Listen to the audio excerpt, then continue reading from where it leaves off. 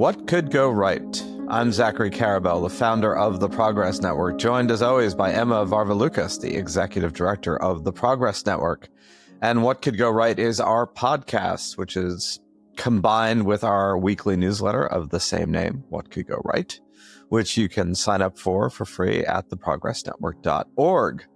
And these are our new weekly installments of The Progress Report, which is our look at news that you probably weren't as aware of in the daily maelstrom of negativity, which we wouldn't even be aware of had we not made an effort to look for news of people solving problems, of problems being solved, of things going well in the world, even though we live and swim in a sea of stories of all that is not going well in the world.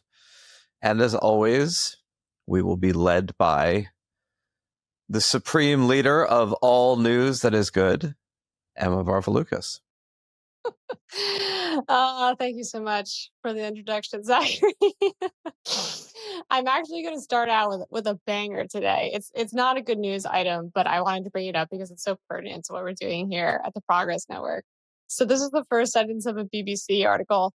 More people are turning away from the news, describing it as depressing, relentless, and boring, a global study suggests.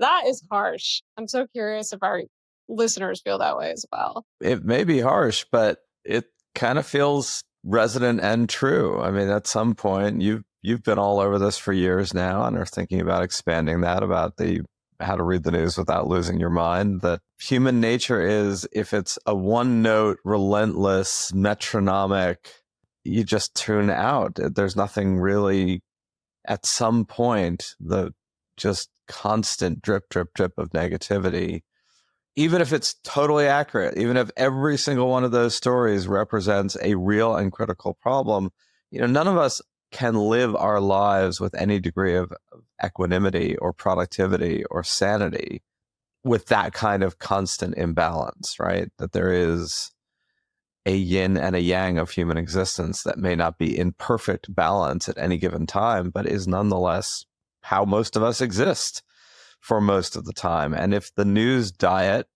is like a human diet full of lots of, if not unhealthy, then stuff that if consumed in excess can be harmful, people will, for their own sanity and well-being, tune out. Yeah. It says that 4 in 10 people worldwide say they sometimes or often actively avoid the news. So it's pretty bad. This is from the Reuters Institute, by the way. They do this study, I think, every year. And it's quite large. It's it's almost 95,000 adults across 47 countries. So it really is a global issue. But anyway, I just, if anyone's listening to this feels like that's them, you're not alone. That was the point of that. Absolutely. It's the la la la la la. Don't want to listen to this, or the for those of you who can remember the old Peanuts cartoon when the parents would start speaking, all that the Peanuts heard was, wah, wah, wah, wah, wah. And I feel like that's kind of what people feel about a lot of the news today. So let's give the people something else. Let's give them a spoonful of sugar, as you said last week. Let's talk about the ozone hole, the hole in the ozone layer. As we know, used to be a very big issue, not so talked about anymore. We all thought we were going to be burnt to a crisp, in the late 80s into the 90s. And that has actually been heading in a good direction for a while. But what's new is that, so the things that were eating away the ozone layer are called chlorofluorocarbons, CFCs, if you want an acronym. And, in the 80s, when they figured out that it was eating away at the ozone layer, they replaced that. So that's in air conditioning, refrigerators, stuff like that. They replaced it with something called hydrochlorofluorocarbons, HCFCs. And those also eat the ozone layer, but not as badly as CFCs. So CFCs have been dropping for a while because of the Montreal Protocol that was signed in the late 80s. But HCFCs, which were the lesser evil replacement, we weren't actually sure if those were dropping in the atmosphere until basically now. So they have been dropping since 2021, new research says, which is really great news. We've been trying to phase out HCFCs as well, but the replacement that we have for them releases greenhouse gas emissions. So We actually don't have a perfect solution for this yet. It's one of those things where solving the first problem begets another problem. However, research that came out, I think it was last year, I want to say, shows that the ozone layer will be healed sometimes in the next few decades. So all good news on that. So one possible conclusion of that news is just add an H to anything that is toxic and problematic, and that's better. ameliorate the situation. Another that I do remember being surprising to people is that because we had no prior experience with any of this, when the ozone layer stopped expanding, it was not at all clear that it would actually then contract. Not the ozone layer, the hole in the ozone layer. So the idea that it kind of started healing itself or restoring before that was speculative. No one really knew what would happen. There was some, again, supposition that the size of the hole would stop expanding, but there was no clarity about whether or not it would actually contract and disappear. And I don't know if this one should obviously not generalize from that, whether or not climate can reorient itself with lower emissions or whether the damage that's done is done. Obviously, there's a lot of uncertainty around that as well about whether halting the damage will in time reverse the damage. But it is certainly indicative of there is if not a homeostasis to the planet, which there clearly isn't, then an ability for damage to be healed. And we know this obviously with reforestation. We know this with a whole series of things. So one indication that things can go in both directions. They can be destroyed and they can be remedied. Yeah, fingers crossed on the climate. Stay tuned, folks. Yes, that's where we are in climate change right now. We're just in the fingers crossed mode. No, actually, no, I'm much more positive than that. I think that we're in like the beginning of like a full-fledged green transition and that like people haven't caught up to that news yet. I am fully 100% on that train, actually. Like what the EU is doing with the green transition right now is incredible. They're flying, absolutely flying. And, we talked to Jigar Shah on one of our episodes at the Department of Energy, and the degree to which kind of underneath the radar of American society, we have been moving ahead to next generation energy technologies far more rapidly than I think most people think. Let's talk a little bit about this article from Hakai magazine, which is very unknown. I actually read it a lot because they do really good work, but I feel like it's not widely read. It's the only outlet out there that's devoted to news about the world's coastlines.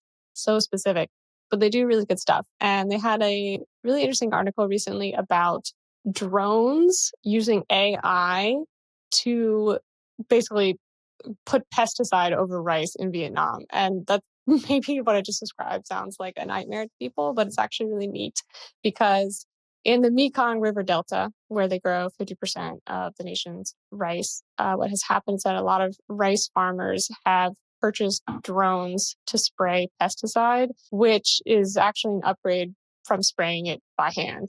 They had people going out with like those handheld pesticide sprays. It's obviously not good for you. It's obviously, backbreaking work. And with the drones, they can actually spray less pesticide and less sort of like chemically laced fertilizer that will save the rice from various fungus and other diseases.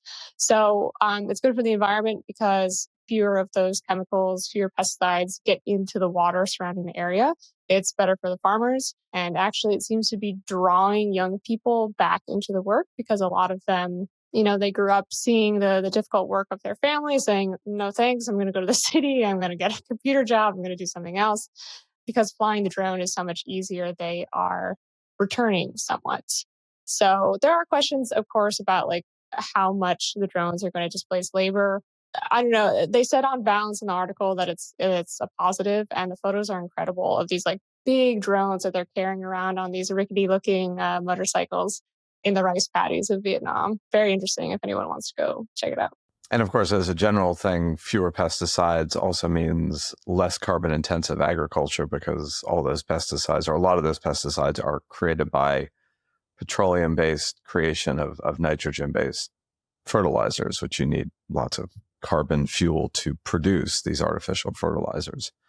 Well, not artificial, but artificially non-naturally occurring, as opposed to like guano and what had been used for fertilizer or night soil. So less fertilizer, less carbon intensivity for agriculture. And we can talk about this at more length than maybe another discussion, but the genetic modification of rice, not just corn, there's already golden rice, which has been controversial, just like GMO corn has been controversial. Next generation of those, bioengineering, will allow for pest-resistant strains of rice, meaning you won't need to use pesticides because the genome of the rice itself will be uninteresting to many of the pests that currently assail the crops. So that will have its own, I'm sure, cultural debate, question mark, whether we should allow that. But there are certainly technologies in place and constantly being developed that could point to an even less carbon intensive agricultural future if we embrace, or if we allow for, there may be risks that come with bioengineering that are unforeseen, because whenever you mess with the ecosystem, there are likely to be unforeseen risks. But is taking that risk worth the trade-off, i.e. fewer pesticides, period, for all the reasons that we would want fewer pesticides? Yeah, I mean, less carbon intensive, fewer pesticides, and as you say, also just producing more food. I mean, we still have a population that's going to be growing until 2050s, 2060s. So those people have got to be fed. So we've got one more story, right? We got one more, and it's going to be a quick one because we've talked about this a lot, but we just need to do a quick update that Thailand is officially going to become the first nation in Southeast Asia to legalize same-sex marriage. The bill just passed the Senate. It was 130 senators voting in favor, only 4 against, so it passed with lots of support. A good development, especially in light of some of the negative developments and LGBTQ rights in places like Russia and some pushback in China. So that's a good story. Yeah. So that's our week. That's our week. Check out our newsletter. Please let us know if there's things going on in the world that you think we should highlight, either in our newsletter or on the podcast. We are all ears. Well, we're partly ears, but we will be all ears for any idea that people present us with. And tune into our next full episode as well. Thank you all for listening, and thank you, Emma, for highlighting. Thanks, everyone. And we'll be back next week with Zachary and the supreme leader of all good news. which is Emma, of course. Which is me. Yeah. Thanks, everyone.